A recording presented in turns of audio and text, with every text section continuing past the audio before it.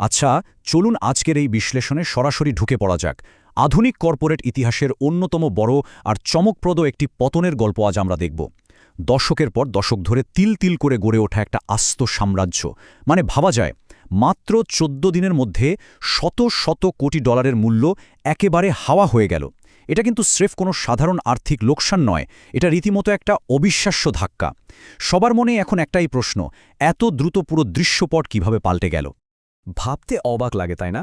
এই আর্থিক বিপর্যয়ের গতি ছিল আক্ষরিক অর্থে শ্বাসরুদ্ধকর।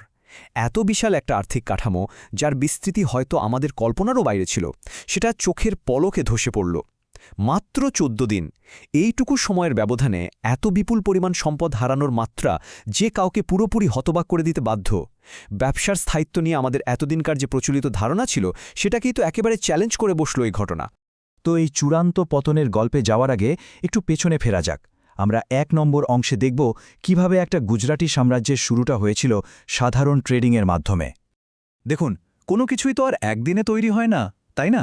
এই বিশাল সাম্রাজ্যের ভিত্তিও গড়ে উঠেছিল গৌতম আদানির নিজস্ব গুজরাটি শেকড় আর ব্যবসার প্রতি তাদের একটা ঐতিহাসিক ঝোঁক থেকে। একদম শুরুতে তারা সাধারণ পণ্য নিয়ে কাজ করত, ধরুন এই কৃষিজাত সামগ্রী বা প্লাস্টিক কেনাবেচা। এসব সাধারণ ট্রেডিংয়ের মাধ্যমেই তাদের প্রথম ভিত্তিটা তৈরি হয়। এরপর সময়ের সাথে সাথে ওই সাধারণ ট্রেডিং কার্যক্রমই অত্যন্ত সুপরিকল্পিতভাবে একটা অতিকায় সাম্রাজ্যের রূপ নিল। এই বিশালত্ব কিন্তু কোনো আকস্মিক জাদুর ফল ছিল না, এর পেছনে ছিল দীর্ঘদিনের এক যাত্রা। এবার আমরা ২ নম্বর অংশে আসছি, পাগলাটে ব্যবসাগুলো। মূলত এটি একটি অতিকায় আর চরম জটিল নেটওয়ার্ক। একটা সাধারণ ট্রেডিং কোম্পানি কিভাবে এত জটিল একটা জালে পরিণত হতে পারে, সেটা আসলেই বিস্ময়কর। আমরা কিন্তু এখানে শুধু একটা বা দুটো খাতের কথা বলছি না। বন্দর, বিমানবন্দর, জ্বালানি থেকে শুরু করে আধুনিক ডেটা সেন্টার, এমন কোনো খাত বোধহয় নেই যেখানে তাদের বিচরণ পৌঁছায়নি। এই যে একটা পাগলাটে আর বহুমুখী বিস্তৃতি, এটা একদিকে যেমন তাদের অবিশ্বাস্য প্রবৃদ্ধির কারণ ছিল, ঠিক তেমনি কে জানে, হয়তো এই বিশালত্বটাই পতনের সময় সবচেয়ে বড় দুর্বলতা হিসেবে কাজ করেছে। পরবর্তী ধাপে, মানে ৩ নম্বর অংশে, আমরা দেখব ফেডারেল সরকারের সাথে তাদের সম্পর্ক এবং কাঠামোগত সংযোগটা ঠিক কেমন ছিল। এখানে সবচেয়ে গুরুত্বপূর্ণ পয়েন্টটা হলো এই পুরো ব্যাপারটাকে একদম নিরপেক্ষভাবে বোঝা। এত বড় মাপের একটা ব্যবসায়িক সাম্রাজ্য কিভাবে রাষ্ট্রীয় কাঠামোর সাথে একদম স্বাভাবিকভাবেই যুক্ত হয়ে যায়, সেটা খেয়াল করা দরকার। যখন কোনো প্রতিষ্ঠান দেশের বড় বড় মেগা অবকাঠামো বা ট্রেডিং খাতে নেতৃত্ব দেয়, তখন ফেডারাল সরকারের উন্নয়নের লক্ষ্যের সাথে তাদের একটা সংযোগ তৈরি হওয়াটাই কিন্তু কর্পোরেট দুনিয়ার একটা খুব সাধারণ বাস্তবতা। এটা কোনো গোপন বিষয় নয়, বরং ব্যবসার এই বিশাল স্কেলেরই একটা কাঠামোগত বৈশিষ্ট্য। এই সংযোগগুলো একদিকে যেমন ব্যবসা বিস্তারে দারুণ সাহায্য করে, ঠিক তেমনি সংকটের সময় বাড়তি আলোচনারও জন্ম দেয়। এতক্ষণ ধরে আমরা এই সাম্রাজ্যের উত্থান দেখলাম, এর আঞ্চলিক শেকড়, ওই পাগলাটে বিস্তৃতি আর রাষ্ট্রীয় কাঠামো সংযোগ, সবকিছুই জানলাম।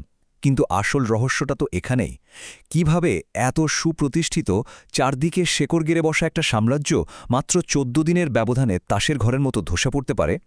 এর পেছনে ঠিক কোন অদৃশ্য শক্তি বা ধরুন কোনো সুনির্দিষ্ট আর্থিক গবেষণা প্রতিবেদন কাজ করেছে, যা এত বড় একটা কাঠামোগত শক্তিকে মুহূর্তের মধ্যে একেবারে টলিয়ে দিল?